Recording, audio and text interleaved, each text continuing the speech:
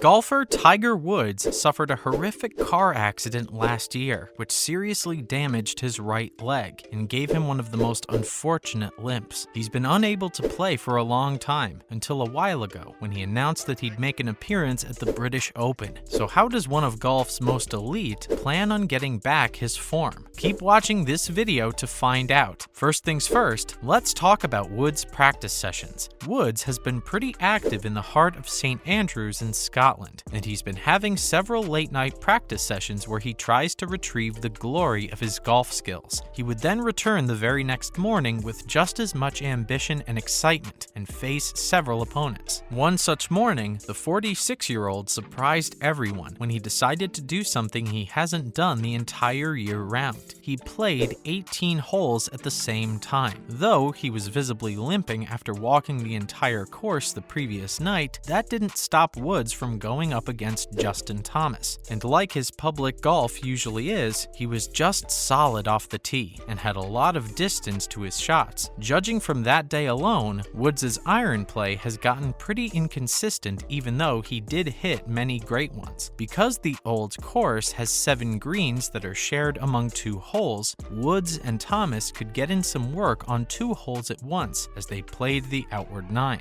Woods adjusted his driver by tweaking the loft while the round was still going, and also used his opponent's launch pad monitor to receive feedback. So what can we expect from the legend at the Open? The former Best Male Athlete award winner is no stranger to superb games, and while his experience and talent on the field has raised expectations for the fans, we'll also have to consider the fact that he'll be playing after a year and a half. His hiatus wasn't a particularly productive one either. Woods had a broken leg the majority of the time, and of course, he wasn't able to train or play much. That means that Tiger Woods, who will be swinging his club at the upcoming Open, will only have a few weeks worth of practice to his name. That's definitely a scary prospect. Woods himself spoke out about playing after such a long time. He admitted that while he's in a much better place than last year, playing is still not easy, since he practically has a piece of iron supporting his right leg. But at the same time, the American is looking forward to the Open Championship and is prepared to give it his all. And yes, that may mean giving only to the point where his physical condition is currently allowing him to, but at least we know he's still as passionate about the sport as ever. He also spoke about playing his first Open at the old course as an amateur back in 1995, and reminisced watching Arnold Palmer tee off on the first hole. He also remembered the 2005 Open, which he ended up winning against Jack Nicklaus at the same place. Talking about that second one, Woods admitted that he doesn't know when, if ever, he'll be able to play the same way again. Undoubtedly, he's grown older, and it's natural for his skills to diminish over time. Let's for now just hope that Woods will still be able to turn it out and give his fans something to cheer about at the upcoming British Open. And while we're on the topic, what did Woods do during his hiatus? The 46-year-old definitely wasn't hitting balls the majority of his injury break. He was physically unwell, which meant that he had to fill up his time doing some less athletic activities. Here's how he spent what we could imagine to be one of the longest years of his life. If you didn't know, the champion did try to return to the fields back in May, but at the time, he realized that he still couldn't walk properly enough to attend the PGA Championship and had to withdraw at the last minute. Before that, Woods was in recovery mode and spent his time at his multi-million-dollar Florida mansion. The mansion has all the facilities and entertainment you could think of, so we're sure Woods didn't spend a day feeling bored. Plus, the break may have given him much-needed time with his friends and family.